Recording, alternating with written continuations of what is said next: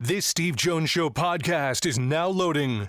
The Steve Jones Show podcast is presented by Sunbury Motor Company, Purdy Insurance, and Brewers Outlet.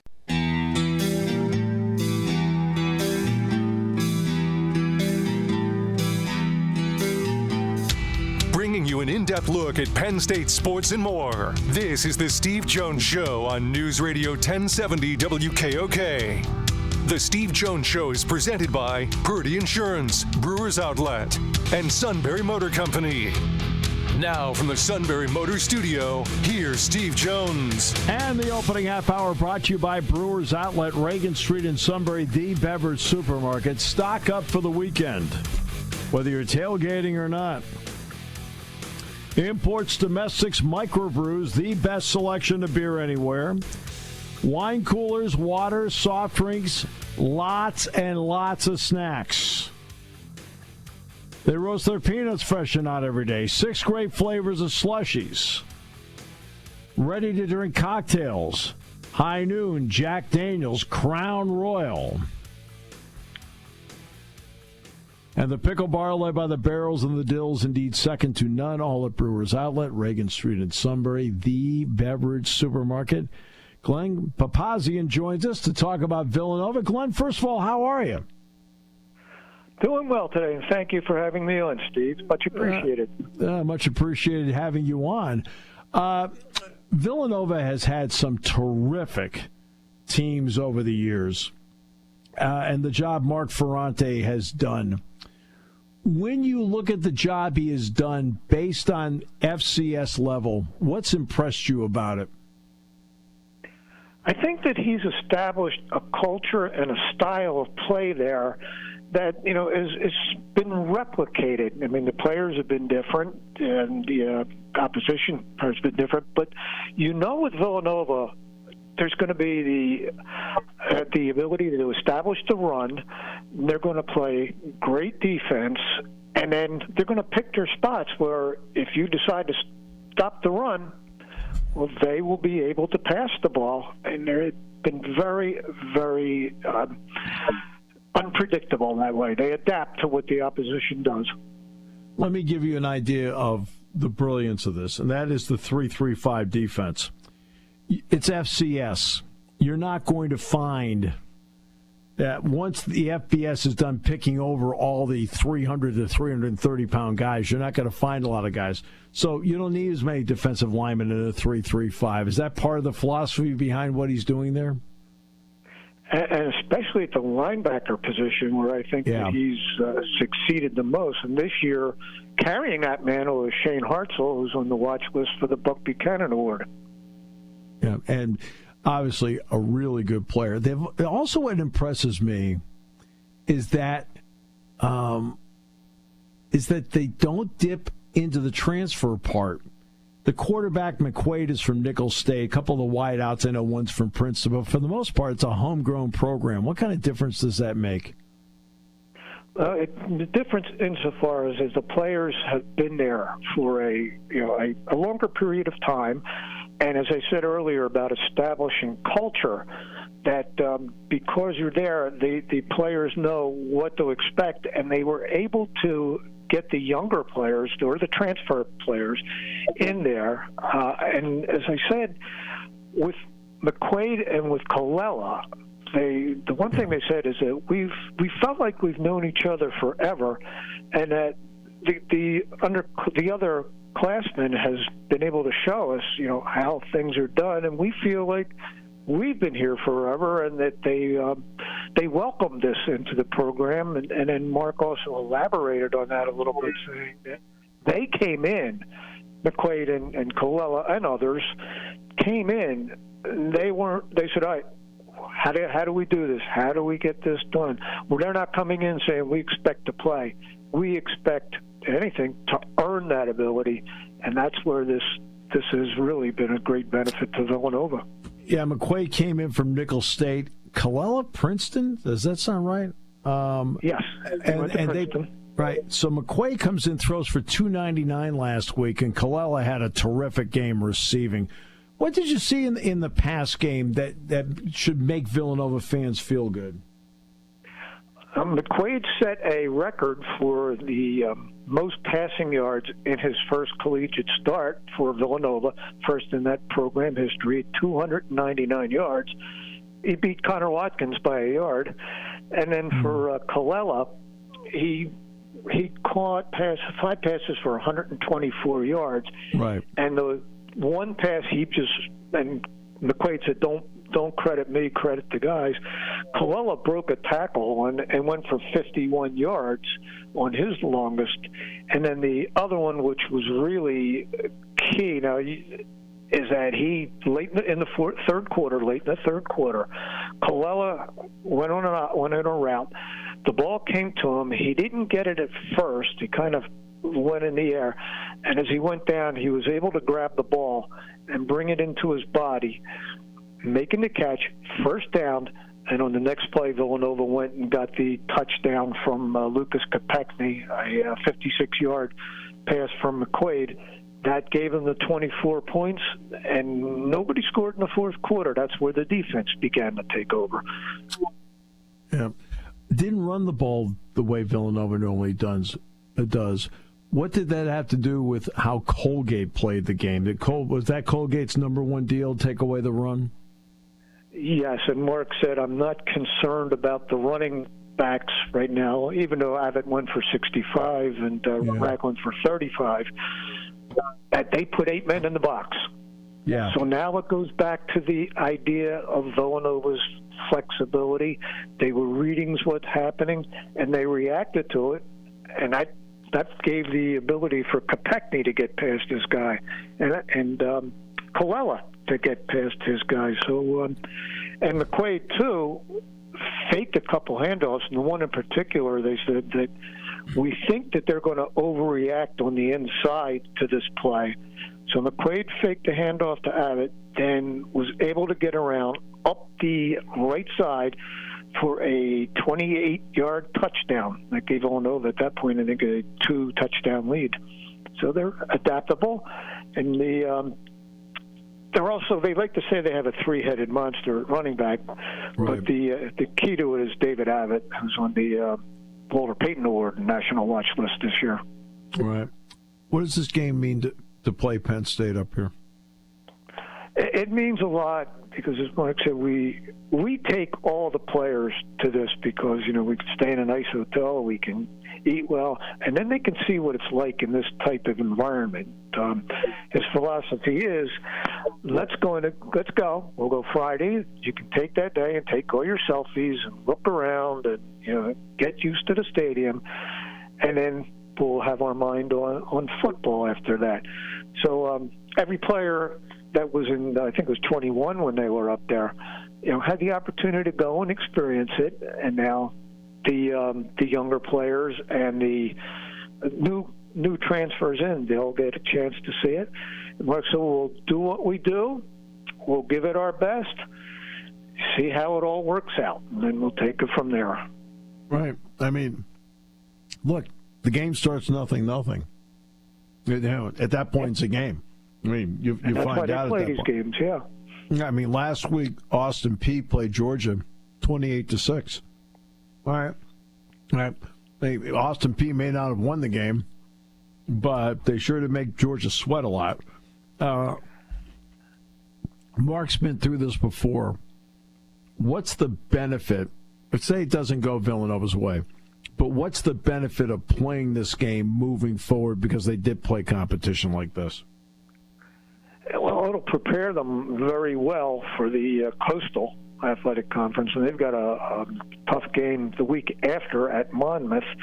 But for Villanova, they get to see what they do on this type of scale, that they are a program that can compete, and they'll learn from that, and they'll take it to the next games in the conference. As Mark said, too, it also helps, with helping to finance the program, too.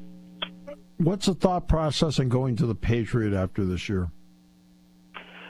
Apparently, there's a lot of expense that's involved with the Coastal and the travel that's involved in the Patriot League.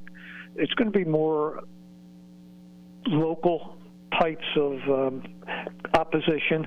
It's also an ability to get an automatic bid to the FCS national playoffs, and that they'll be able to get there. Not easily, but they'll still have that opportunity in playing them. But what they're going to remove is the travel and the constant, travel up and down the coast. It'll be more local. Look, we all know it's an Eagles town. I mean, I don't care. Even the Phillies know it's an Eagles town. Then it's a Phillies town. How do fans respond to Villanova football? They probably could respond a little bit more. Because Mark said I got how many texts and how many messages, we're coming to Penn State, we're coming up to Penn State. And Mark said, well, yeah, good, and why don't you come to Colgate? So it could be more, but, Temple could make that same sort of statement that they could have drawn better crowds, and especially for Oklahoma tomorrow, and Penn too. That although the Ivy League is that's the crown jewel for them, is the Ivy, and they're going to get a bid to the FCS this year too. So yeah, it's more Eagles, it's more Phillies, could be more, but at least their fan base is somewhat loyal to them. Maybe not as large as they'd like it to be. What's the investment been like in the football program there? We know that the investment in basketball is tremendous, and justifiably so. Jay, when he was there, as a coach, won 2 national titles, and now he's back there in an administrative position now. But what's the investment been like in football? I don't know the numbers, but it's really not what the basketball program is getting, and maybe the move to the Patriot League may have indicated that a little bit, that resources that would have gone to football will now go to basketball. Okay. Hey, I can't thank you enough for being here today. Thanks for the time, the information. I think it's going to be fun getting Villanova up here, and I appreciate everything you gave us. Yeah, well, I really appreciate being on, and it'll be a good game. It was a decent game the last time the two teams played, and Connor Watkins was the punter, and he became the quarterback. Yeah, I'm just a little worried about in these types of games if Villanova, you're not as deep as Penn State, and that's obvious. Injuries may play a part in it as well, because your second and third string obviously is not as good as the first string. With Penn State, they are as good. Well, you know what? I think it's great they're going to be playing the game. I think it should be a lot of fun. I can't thank you enough. Well, you're very welcome, and thanks for having me on. My pleasure. 3:30 tomorrow. We're on beginning at 2 o'clock. We're the dessert after the soup broadcast tonight. Right way to phrase it, Todd? You're the tiramisu to his hot dog.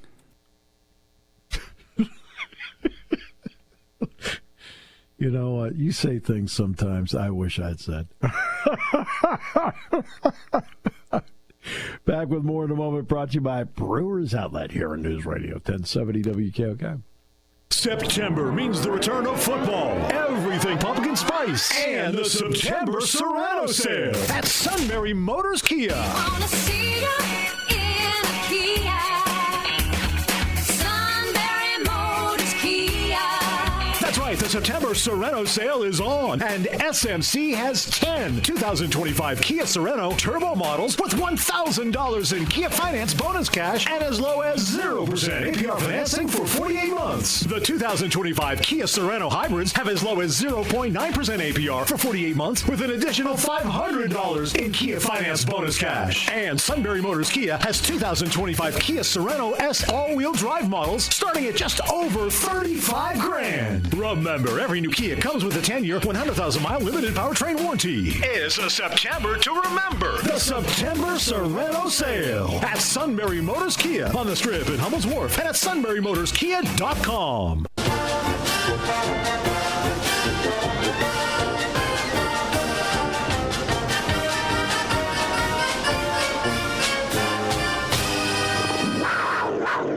Tomorrow, 2 o'clock, the airtime. Penn State, Villanova. Then I think one of the truly important weeks of the season coming up, and that is the bye week. And like, oh, yeah, they're not playing. They can't lose. No, that's not the reason. The reason is you've gone through weeks of training camp. And when you get to tomorrow night, you will have gone through 3 game weeks and 3 games worth of video. The coaches will then have a chance to breathe a bit and self-evaluate about where they are. If Andy wants to ask Jim to take a look at the offensive tape and get an evaluation, go ahead. If Jim wants Andy to take a look at the defensive evaluation, he can. You also then find out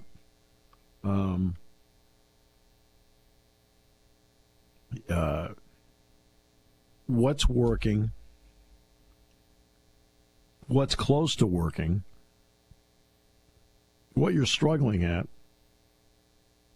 Can it be corrected? And is there an individual that might be holding you back where you can't run certain plays when that individual's in there, offensively or defensively? You get to figure out all that during the bye week because you have a chance to do it.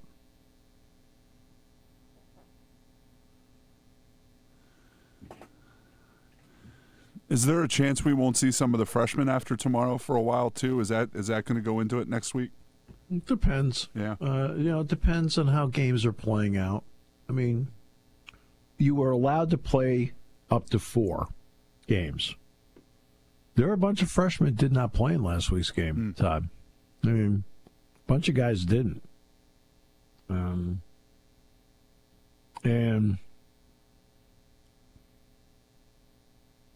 I think it's going to be you may have some freshmen, like Kobe Howard's played in 2, for example. So I would expect him to play in a 3rd one tomorrow. The key is once you get to the decision on playing a guy in the 5th game.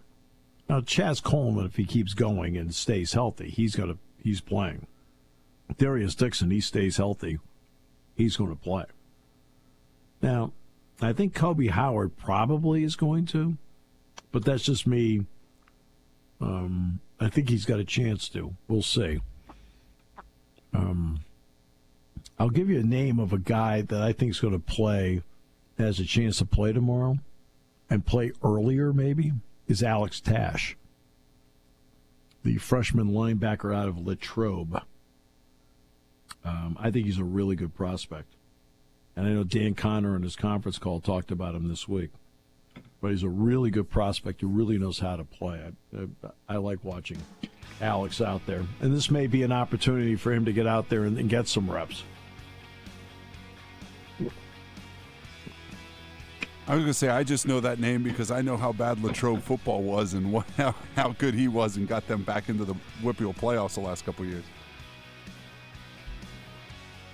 I'll tell you, he's a really good-looking prospect. Yeah. He really is. Well,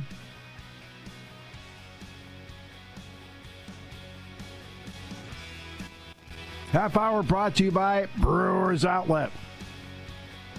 Reagan Street in Sunbury, the beverage supermarket. Imports, domestics, microbrews, the best selection of beer anywhere. Wine coolers, water, soft drinks, snacks. They roast their peanuts. Fresh and hot every day. 6 great flavors of slushies, ready-to-drink cocktails.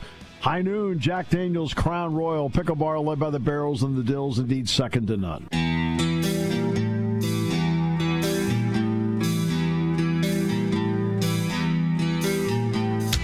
Bringing you an in-depth look at Penn State sports and more. This is the Steve Jones Show on News Radio 1070 WKOK.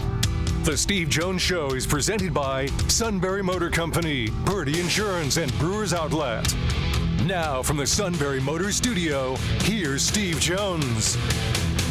Half hour being brought to you by Sunbury Motors, 4th Street in Sunbury. Sunbury Motors Kia, routes 11 and 15 in Hummel's Wharf, and online at sunburymotors.com. Ford Kia Hyundai, best in new inventory, great pre-owned inventory with the Sunbury Motors guarantee.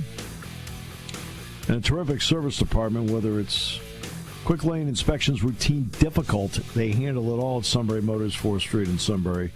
Sunbury Motors, Kia, routes 11 and 15 in Hummel's Wharf, and online at sunburymotors.com. It is a terrific podcast. It's the Phillies Show with Todd Zolecki, Ruben Amaro Jr., and Jim Salisbury. And Todd now joins us. Welcome back. Great to have you with us. How are you? Doing great, Todd. Great to hear from you. Yeah, it's a fun time of year for me. I love I love pennant race baseball, postseason baseball, and the beginning of the football season. The fall is the absolute best. Isn't it the greatest? Oh man, I love it. I'm with you. So the Phillies look, the Wheeler thing's a big blow, and I'll put it in, at least in my context. I think there are only 2 or 3 pitchers right now in baseball that you would count on to win 2 games in a short series, and he was one of them. Do you feel the same way? Yeah, 100%. I mean, you look at his career postseason numbers. I think he is like top 10 lowest ERA in postseason history of like anybody who's made 8 or more starts in the postseason. So, he doesn't have that World Series ring yet, but you would put Zach Wheeler up there with Bob Gibson, Kurt Schilling, in that group. I'm not saying better than, I'm not saying equal, right. But That's in right. that conversation, all-time greatest postseason pitchers, Zach Wheeler is one of those guys. And so, yeah, it's a huge blow, but it's not a blow that they can't overcome. Which now brings me to what they've done of late, because what they have done of late is they have played terrific baseball of late. And especially what they just did to the Mets. What are you seeing in the resolve of this team in the wake of the Wheeler loss? Boy, it really says it says that these guys, it's a high-character clubhouse with a lot of great leadership in there, starting with Kyle Schwarber, JT Realmuto. Bryce Harper is just an immense presence in that clubhouse. Trey Turner is a great guy to have in the clubhouse. They have some really good quality starting pitchers. Christopher Sanchez, again, he's 1A on that Phillies list. But yeah, a ton of resolve, and Rob Thompson has really been pressing all the right buttons. He finally started going to kind of platoons in left field and in right field and second base, which now has to be kind of scuttled a little bit because of the Trey Turner injury, but. Everybody seems to be understanding what's at stake. They understand, it's not April or May where you're like, I got to play every day. It's mid-September. The postseason is almost here.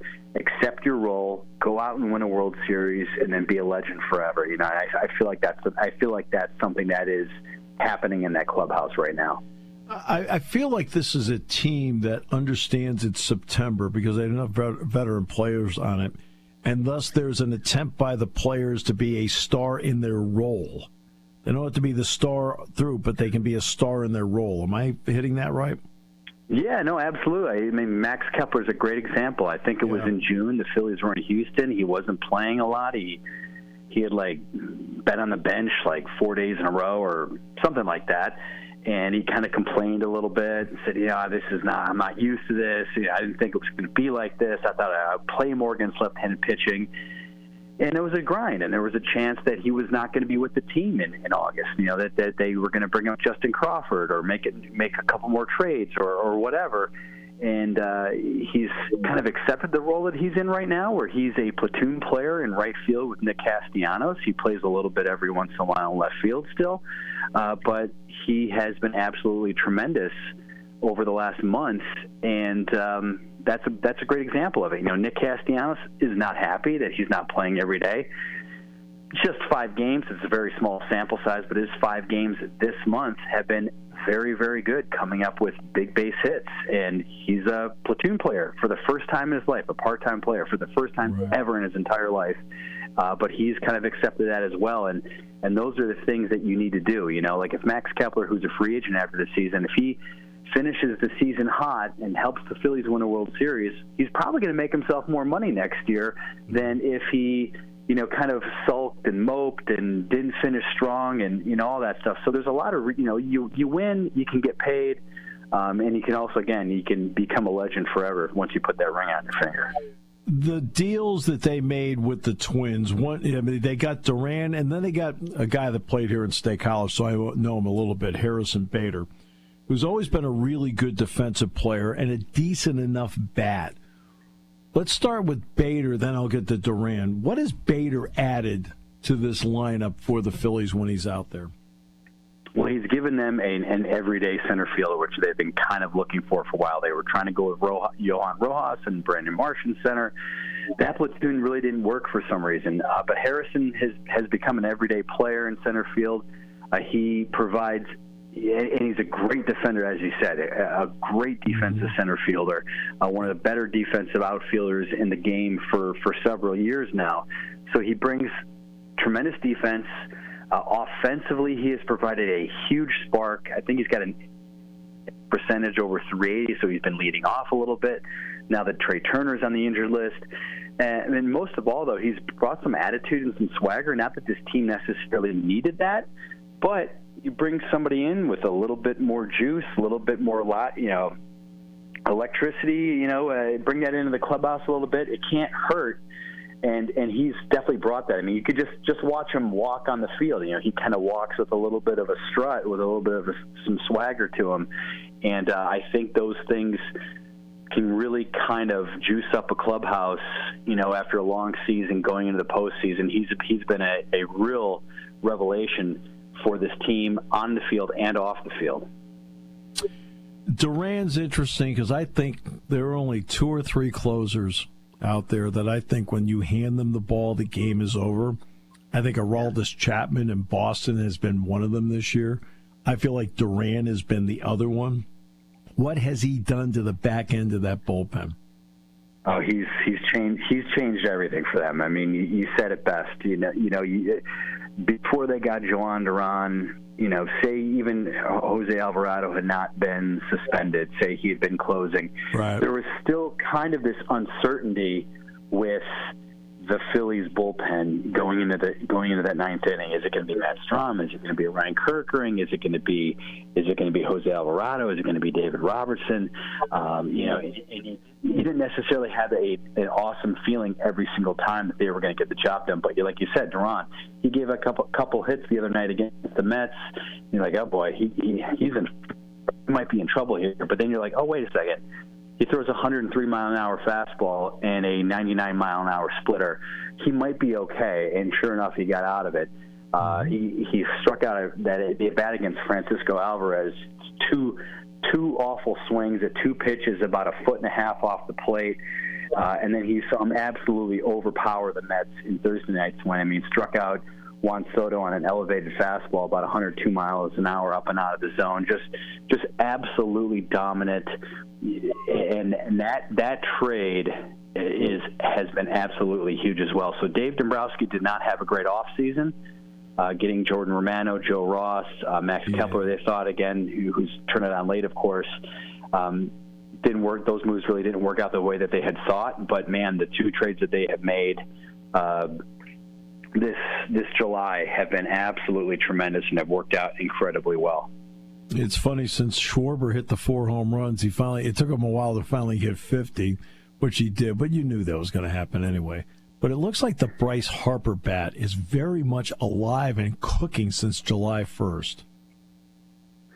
Yeah, I think it was funny. Bryce had kind of a little bit of a power outage earlier in the season, and some people are actually wondering, is like, oh, is he hurt again? Is he not going to hit for power? And it's like, wait a second. This guy's still a tremendous hitter. He still has tremendous bat speed. He's still got one of the better eyes in all of baseball. And, I think especially lately, you've seen some really good at-bats from him. And they've played really, really good baseball since the trade deadline, and they really haven't seen the super hot MVP caliber Bryce Harper yet. So if they can get that guy going and get Trey Turner back and all that, man, that would be they could absolutely go on a long run into late October, early November. Right, so how do you feel the pitching now lines up? I mean, in July, there's no doubt the Game 1 pitcher is Zach Wheeler. Game 5 pitcher is going to be Zach Wheeler. No Zach Wheeler. So how do you feel like they're attempting to maybe down this stretch run align their pitching? Well, so right now I think if they could line it up how they would want to, you would have certainly Christopher Sanchez now becomes the ace of this team. I mean, he could finish as high as second, I think, for NL Cy Young this year. So then you have Ranger Suarez, who I think is earned a spot. I mean, he's been absolutely amazing since Zach Wheeler his season ended. I think his ERA is might even be under 1, or definitely under 2 in the few starts since Zach Wheeler's injury. Jesus Luzardo has been very good. I mean, what a amazing performance he had last night. He looked like he was going to make it out of the first inning, and then he retires the final 22 batters you face. so you have those three guys, and now I think the X factor is who's going to be the right-handed starter. Is it going to be Aaron Nola? He's had a really, really bad year, but boy, he pitched great on Monday against the Mets. Yep. If that is a sign of things to come, then it's a no-brainer for me. Aaron Nola is your right-handed starter, and maybe he even bumps out Luzardo in the NLDS. If Aaron Nola struggles down in his next couple starts before the season, kind of gets blown up again, he really looks lost out there, they might turn to Walker Buehler. Walker Buehler makes his season debut tonight. Now, he pitched poorly for the Red Sox. Of course, they let him go. The Phillies think they might be able to tweak a thing or two to kind of get him back on track. It's a low-risk, high-reward type of move. Even if he doesn't start in the postseason, maybe he can join the bullpen, maybe piggyback Aaron Nola or piggyback another starter if they need it. But he's got a lot of postseason success, and then you have Taijuan Walker. I would almost think that I would be surprised if he cracked into the rotation at some point. But a really strong finish to the season from Aaron Nola, I think, would be absolutely huge following the Zach Wheeler news. I agree, because he's had some great postseason performances and does not get phased by the moment. You and I both know postseason pitching is different in that the hook is shorter. So let's talk 6th, 7th, and 8th innings. You've got to somehow get yourself to Duran. How does Rob Thompson, as we go down the stretch, how important is it for guys to show that they should be 6th, 7th, and 8th inning pitchers so that he can turn to them and trust them in those innings and in those spots? Yeah, I think it's super important. I think David Robertson. I didn't even talk about him in terms of a July acquisition because he was a free agent signing, but he's been very good. I know he gave up a home run the other night, but he's been very good since he joined the bullpen last month. So you have David Robertson, you have Ryan Kerkering, you have Matt Strom. I think a lot of teams would like to have those three guys in the 6th, 7th, 8th inning. Obviously, they're not going to have Jose Alvarado, but this is kind of where it comes into play. Say Nola pitches really well in his next couple starts to finish the season. Now, say it's Sanchez, Nola, Suarez, and an NLDS. Now, they only need 3 starters in the National League Division Series because they get an extra day off. So say they go with Nola, or say Walker Buehler, miraculously rights the ship and he looks amazing. Say they go in that direction. Now you can maybe put Jesus Luzardo in the bullpen. Bring him in as a mid-game weapon, late-game weapon. So I think actually the bullpen, because of Duran and because of Kerkering, Strom, and Robertson, I actually like how they can get from starter to Duran better than I have in previous years. In previous years, it was a little shaky. Certainly it was in 2023. You had a young Ryan Kerkering. You had a kind of fading fast Craig Kimbrell, and everything kind of blew up on him. So I like how everything sets up right now pitching wise. Maybe compared to the past 2 or 3 years in the postseason. Here's one interesting, Todd, that I think that always has to be taken into account. You and I both know that there are certain starting pitchers that it takes them a while and a process to warm up to start a game. as opposed to a relief pitcher. Does that play in a role as to like, okay, look, we're going to have you come out of the pen, but, and part of the reason I'm going to have you come out of the pen is that it doesn't take you as long in your process to warm up as opposed to him. Yeah, I think so. I think that's certainly a factor, and that's something that will be discussed. But I also think that, like, in the postseason, it's weird how some of that stuff kind of fades away. Like, you hear a lot more during the regular season.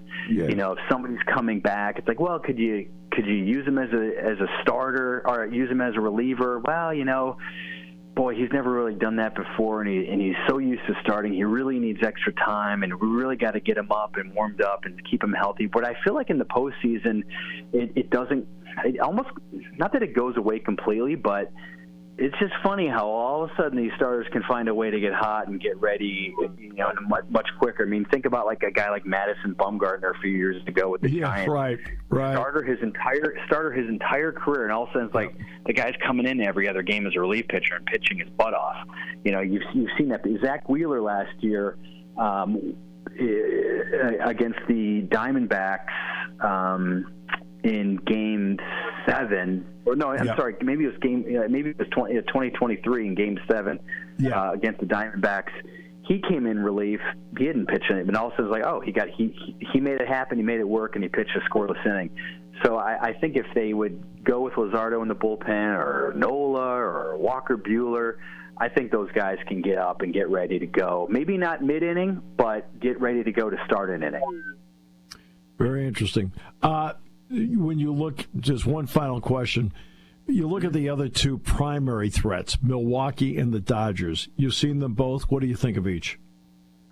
I mean, they're both quality teams. They're both talented. The Brewers somehow have this, like, they're kind of like polar opposites to the Dodgers. The Dodgers just loaded with, like, superstars, Ohtani, Yamamoto, Freeman, Mookie Betts, legendary postseason players. They have long postseason track records. And then you have the Brewers, and it's like, who's this guy? Who's that guy? Bryce Trang? What? Who's Joey Ortiz? Like, who's pitching for them other than Freddie Peralta? Right. I don't know these guys. I mean, and even Pat Murphy, the Brewers manager, has said that. But both of them. But the Brewers find a way to win. The Dodgers have been playing better lately. A lot of people have said to me, listen, this Phillies offense, they're too hot and cold. They can't go win the World Series. I don't know who's going to get the ball to Duran. I'm a little nervous about the late inning relievers outside of Duran, I'm a little nervous about the Phillies losing Wheeler, and those are all valid concerns, absolutely. But you look at the Dodgers' record since early July, it's not that great. The Brewers' record since they won 14 in a row, not that great. The Cubs' record since mid-July, not that great. The Padres, the Reds, the Giants, all of these teams, I think, have, like, legitimate issues. But I tell you what, if you probably would pull every talent evaluator in Major League Baseball right now and said, who do you kind of like going into the postseason, and who do you think's got a really good shot to win the World Series? I think a lot of those people would pick the Phillies because every team has flaws. Every team can get knocked out in the NLDS, just like the Phillies. But the Phillies, I think, are one of those teams that you go, I can see these guys winning the World Series. And by the way, I'm not sure Pat Murphy knows who all his players are. Exactly. Hey, he plays for us? Really? Oh, okay. Hey, Todd, thanks. Fortunately, they gave you a roster. Okay, good. Fabulous. Exactly. Again, it is the Phillies Show with Todd Zolecki, Ruben Amaro Jr., and Jim Salisbury. It is outstanding. Highly recommended to any baseball fan, not just a Phillies fan. Todd, thank you so much for your time today. Yeah, anytime. Take care.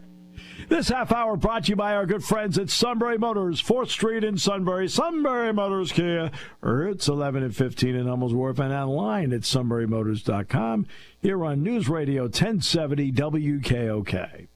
Party time, game time, or just fun time. Doesn't matter what time it is because it's Brewers Outlet time. The beverage supermarket has the area's largest beer selection. Imports, microbrews, ciders, and domestics. Pick from over 100 ice-cold 12-packs and dozens of 24-ounce singles. Soda, snacks, hot sauces, fresh roasted peanuts. Make it one-stop party shopping, and don't forget the pickle bar. So whatever you're celebrating or just doing it up, Brewers Outlet, Reagan Street, Sunbury wants to see you. And thank you for your years of patronage. Hi, this is Season. For over 100 years, the Purdy Insurance Agency has been protecting families and businesses of the greater Susquehanna Valley and beyond. With the experience of our trained and knowledgeable staff, you can rest assured that your needs will be evaluated and met by some of the industry's best representatives. No matter what your insurance needs are, call Purdy Insurance today at 570-286-5855. Visit our website at purdyinsurance.com or check us out on Facebook to see what we can do for you.